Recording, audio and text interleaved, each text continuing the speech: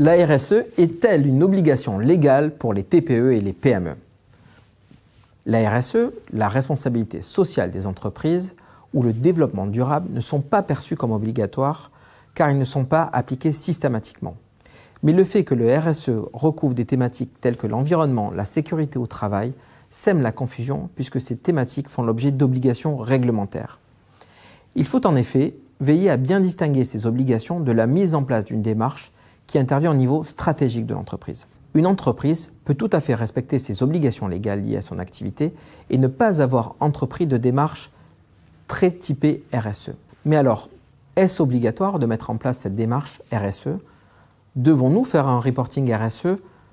Dans quel cadre devons-nous le faire? Et est-on obligé en tant que dirigeant de communiquer sur des actions RSE dans son entreprise?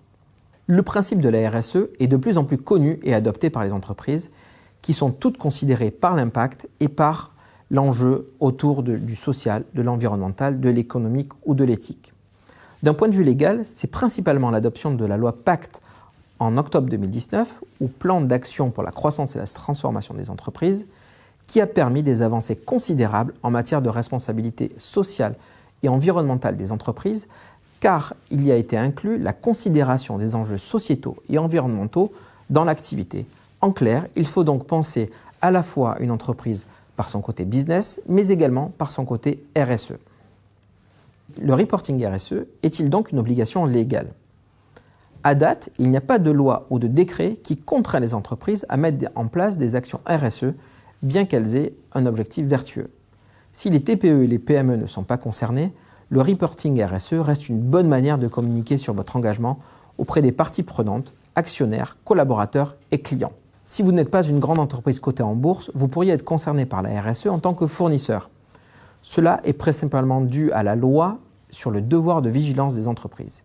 Il est de la responsabilité des entreprises de prévenir les risques sociaux et environnementaux que pourrait causer leur activité. L'examen des partenaires commerciaux est donc plus exigeant, notamment au moment des appels d'offres. Les PME et les TPE qui travaillent avec le secteur public notamment auront donc un intérêt à anticiper ces critères sur les attentes des parties prenantes qui sont de plus en plus élevées en matière de RSE et qui donnent un poids relatif dans l'attribution à la note finale de plus en plus important. En revanche, une déclaration de performance extra-financière est désormais obligatoire pour les entreprises qui sont cotées en bourse, pour les entreprises non cotées au chiffre d'affaires supérieur à 100 millions d'euros ou de plus de 500 employés. Le reporting extra-financier portera sur des informations sociales, environnementales et même sociétales. Les sociétés cotées en bourse doivent également fournir des informations sur la lutte contre la corruption ainsi que des mesures prises en faveur des droits de l'homme. La déclaration de performance extra-financière annuelle, ce que l'on appelle la DPEF, doit impérativement être vérifiée par un OTI, c'est-à-dire un organisme tiers indépendant, qui peut être le commissaire aux comptes de votre entreprise. La mission de vérification porte sur la bonne prise en compte des exigences réglementaires et sur l'exactitude des informations qui figurent sur ce fameux DPEF. Concernant les sociétés à mission, de nouvelles obligations sont apparues suite à l'introduction de la loi Pacte. En effet, ce modèle de société a permis d'inscrire dans les statuts une notion de raison d'être. Cette raison d'être fait réfléchir l'entreprise au-delà de la seule considération économique, mais de penser l'entreprise avec un impact sur l'environnement, le social ou le sociétal. C'est l'entreprise qui décide de réfléchir à cet impact.